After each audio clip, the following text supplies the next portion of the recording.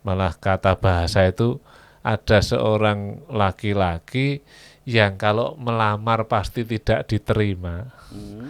perkataannya tidak didengar, kemudian kehadirannya tidak diharapkan, bahkan mungkin matinya tidak dilayati, tapi dia menjaga sholatnya lebih baik daripada seseorang yang memiliki dunia beserta isinya. Isinya.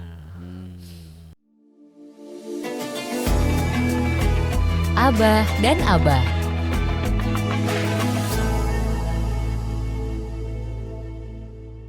Assalamualaikum warahmatullahi wabarakatuh.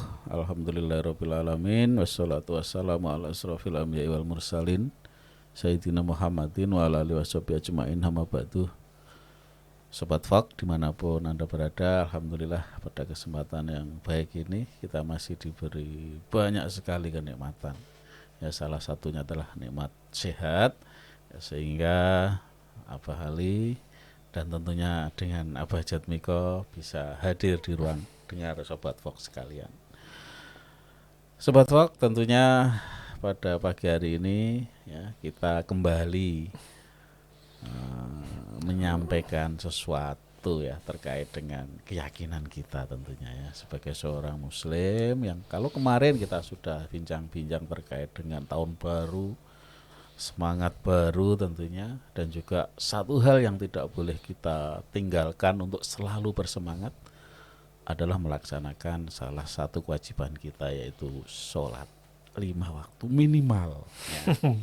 Minimal 5 waktu. Syukur-syukur sholat sunnahnya juga ada menyertai kan gitu, tapi minimal sholat 5 waktu, khususnya bagi kita generasi muda yang memang disibukkan dengan kesibukan kita masing-masing, ya tentu saja sering kita kadang-kadang lupa ya, waktu harus kita beribadah kepada Allah. Sobat Fok, tentunya pada kesempatan pagi ini juga sudah berkenan membersamai kita, yaitu Abah Jatmiko.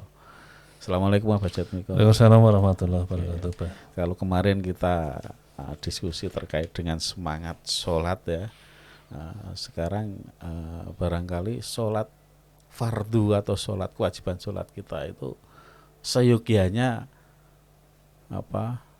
sendiri atau berjamaah.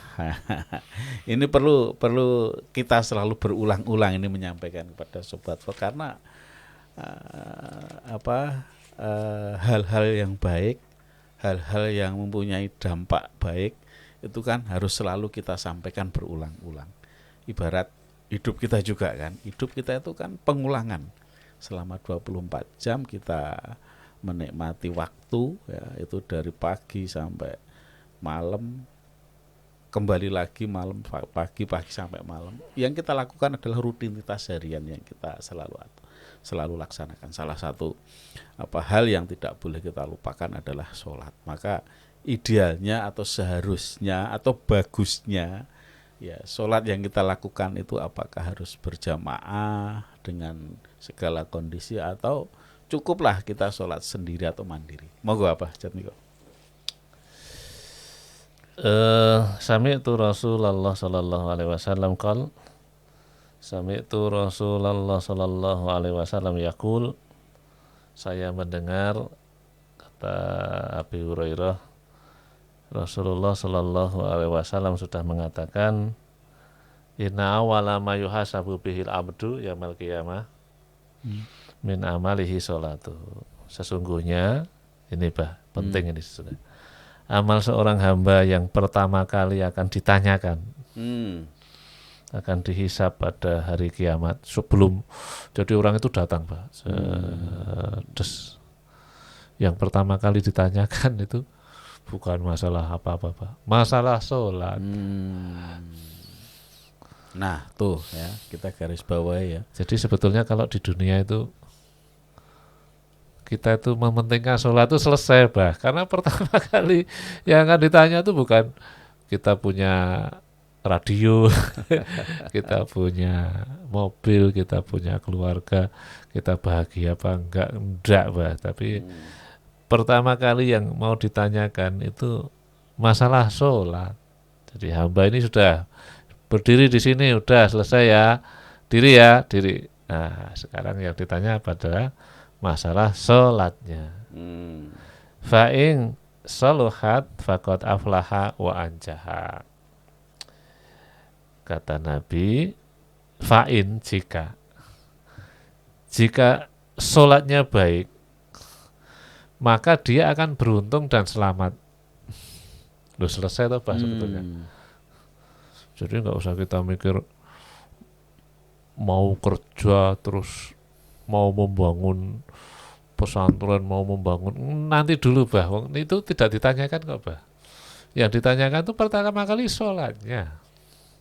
Maka ketika ada dua orang itu, yang satu miskin, yang satu itu tidak punya apa-apa, malah kata bahasa itu ada seorang laki-laki yang kalau melamar pasti tidak diterima, perkataannya tidak didengar, kemudian kehadirannya tidak diharapkan, bahkan mungkin matinya tidak dilayati, tapi dia menjaga sholatnya lebih baik daripada seseorang yang memiliki dunia beserta isinya. Ini hati-hati loh Pak. Jadi kenapa kemudian kita mengalahkan semuanya kepada sholat? Bukan berarti kita harus miskin, bukan berarti enggak Pak. Artinya memang kewajiban sholat itu nomor satu dulu. Karena kalau kita mencari kesuksesan, mencari ini dan lain sebagainya tanpa didasari dengan sholatnya kan begini Pak. Jadi gini, kalau ada orang yang tidak beriman di kampung ini bukan beriman. Kalau ada orang yang tidak sholat di kampung itu, dia banyak sedekah, membangun balai RK, membangun jalan, membantu janda-janda, anak yatim. Apa kata orang Pak? Gawe gak sholat wis sugih kok. Lho sing ra sholat wis lomo. Sing sholat kayak apa kan? Artinya ketika sholat tidak dilaksanakan itu seluruh kebaikannya itu fitnah, Pak. Ya, betul. Paham tuh, Pak? Ya, enggak. Iya, jadi misalkan kaya sekali bangun apa, janda seluruhnya dikumpulkan, anak yatim disekolahkan semua begini. Tapi orangnya nggak sholat. Apa yang terjadi? Fitnah. Lo yang baik aja nggak sholat tuh. Jadi malah seluruh kampung jadi nggak sholat. Paham nggak Pak? Betul. Makanya kemudian yang baik-baik ini diwajibkan mencari harta untuk membangun jalan, membantu janda, untuk ini. Tujuannya apa? Terpaksa kaya karena untuk melawan fitnah. Betul. Begini loh Pak, ini masih nggak waktunya? Masih? Waktunya masih? Waktunya masih ya? Jadi begini, kadang-kadang bahasa kita itu kaya bagi orang Islam itu terpaksa Pak. Makanya Nabi itu mengatakan Allah itu sangat mencintai orang miskin yang sabar. Bukan berarti orangnya miskin enggak, itu orang miskin yang malas, enggak Pak. Tapi orang miskin yang memang berjuang. Jadi contoh begini, kita hidup di depan itu ada rumah yatim piatu. Nah, ketika rumah yatim piatu itu dibantu oleh orang kafir, apa yang terjadi? Anak yatim piatu kan jadi kafir semua. Ya, karena mengikuti orang yang bantu. Makanya terpaksa kita harus kaya. Karena yang wajib membantu orang yatim piatu itu adalah orang Islam. Orang mukmin. Sehingga anak yatim piatu itu menjadi orang mukmin. Tapi karena harta kita itu habis, kekayaan kita itu untuk membantu orang yatim piatu, akhirnya kita miskin. Tapi miskin kita itu miskin derajat gitu loh Pak. Tapi coba kalau kita di depan ada rumah yatim piatu, kemudian kita kaya raya sekali, kemudian tidak membantu apa-apa. Jadi tiap hari cuma menikmati kekayaan, piknik ke Australia, piknik ke ini dan nggak peduli dengan lingkungan. inilah yang dicela oleh agama gitu. Paham nggak, Bah? Ya.